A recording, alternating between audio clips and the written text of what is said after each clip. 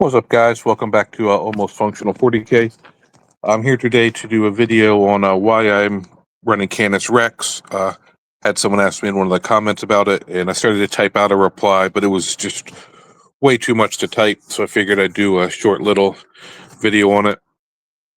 So they were saying they're running a Redemptor, Bjorn, Murder Fang, some stuff in that slot. And when you add up everything he said he was running, it was about 570 points where Bjorn is only, or not Bjorn, where Canis is only 450. So on that one hand, it's 120 points cheaper, which is nice, gives you some extra little pieces. But why I'm mainly running him is he's a good shooting and combat platform. 450 points is expensive, but every time I think about dropping him, anything I want to replace him with either only does one of those things about as well as he does it, but not both. Because shooting, he has his Las, his Chainbreaker Las. I don't want to say impulsor, but it's not a Las impulsor, I don't think. But whatever, it's his big gun. It's either at 24 inches, it's D6 shots, strength 14, neg 3, flat 4 damage. Or at 36 inches, you can shoot the blast shot. Well, I mean, both shots are blast, so you do get extra shots and stuff. But it's 2d6, strength 7, neg 1 or 2, and then I think 2 damage. And then he has a little shot that's strength. It's 4 shots, strength 6, AB0, 2 damage. So it's just really, really decent profile for shooting. He hits on 2s. He sustains on 5s. So he's normally averages at least 1 to 2 more hits than shots. I'm obviously going to have some turns where you roll a bunch of 1s, but statistically, he should get more hits than shots. Wounds decently well with good AP and high damage on the big shot. In combat, he's even better. He's got 5 attacks at strength 20, neg 3, flat 9 damage. And hitting on 2s, he also sustains on 5s in combat, so that's averaging 6 hits, wounding almost everything in the game on 2s. There really should be nothing that he wounds on worse than a 3. And then if they fail their invuls, they're taking flat 9 damage. So you get 2 of those through, unless it's another knight type model. There's nothing that survives that really. And he also has 1 free CP he can use every turn. So you can also tank shock on your way in, or use it for a reroll on his invul save against shooting or something like that. He can only use core rulebook strats because I'm not running him in a night detachment. So those are the only ones he can really do because he can't overwatch because he's Titanic.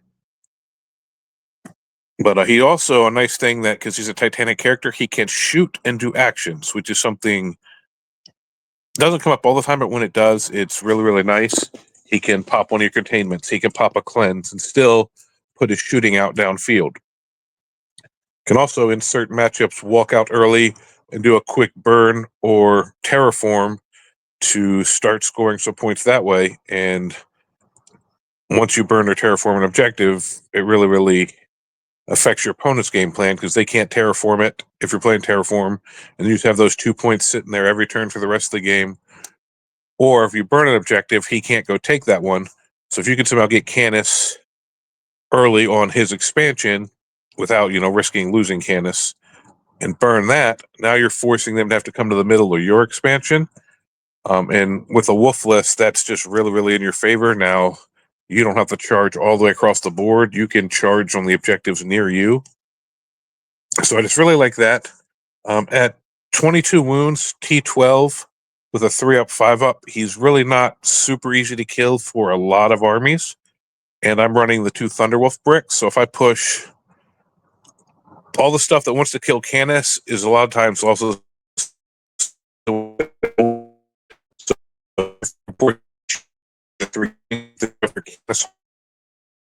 wolves tend to survive fairly safe until in the game.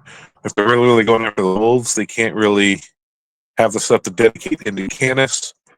So that's really been working fairly decently for me. Until this weekend, I had gone to 2 RTTs and I went 2-1 at both. Both my losses were round 3 top table. The one was into my friend Dave and his Grey Knights, and the second one was into Death Guard, run by Mike Museni from Art of War. Both those games, I felt like I had all the tools to win those games. I believe it was a couple small mistakes on my part that cost me those. And then this weekend at the GT, there was only 4 Imperial Knights and 2 Chaos Knights out of 60 people. And I fought 2 of the Imperial Knights and 1 of the Chaos Knights over 5 rounds.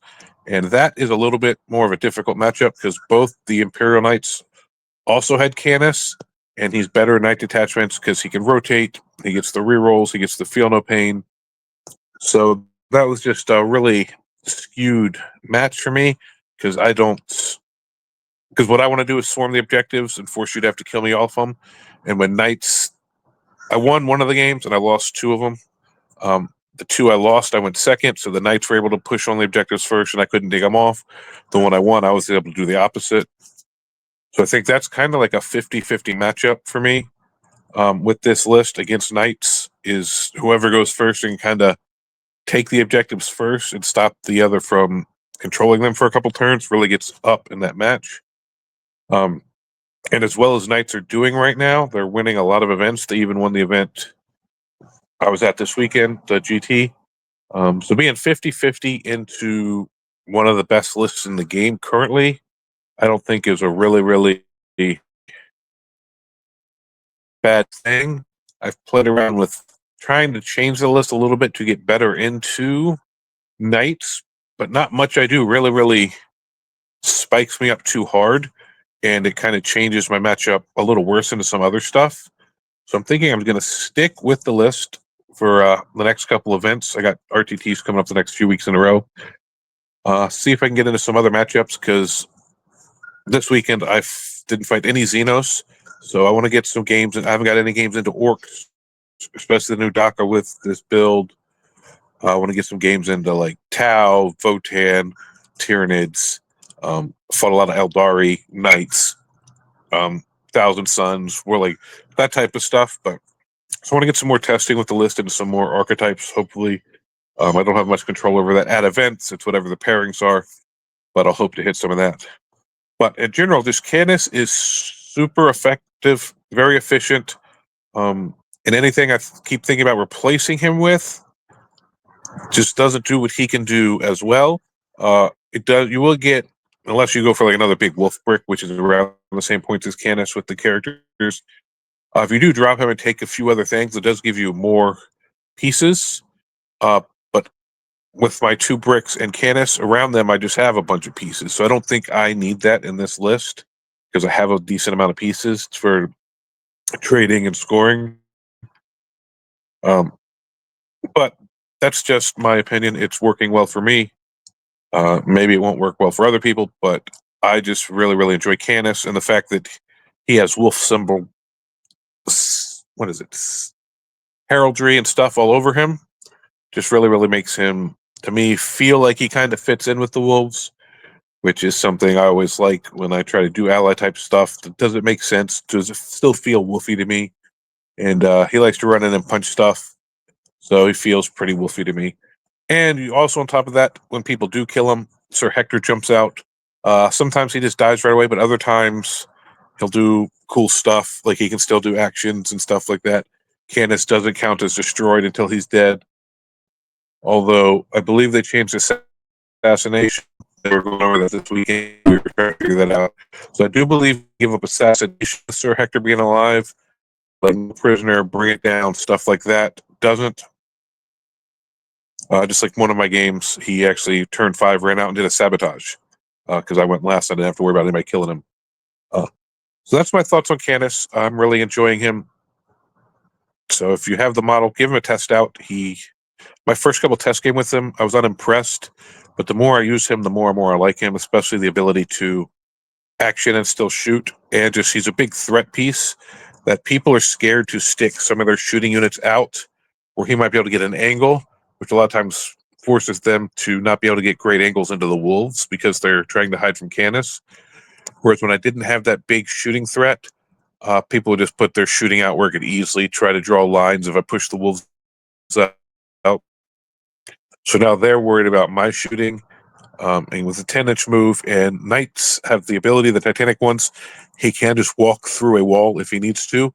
He has to roll a dice, and on one he's battle shocked, which would stop him from using his free strat, but it doesn't stop him from shooting, charging, any of his actual damage. So that's nice.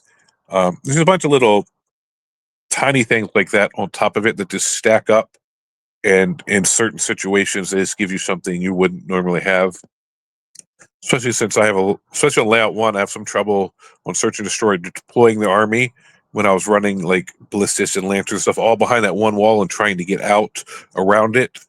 So now I can send wolves up the middle or around the side or whatever, and Canis can just walk through one of the walls if I need him to.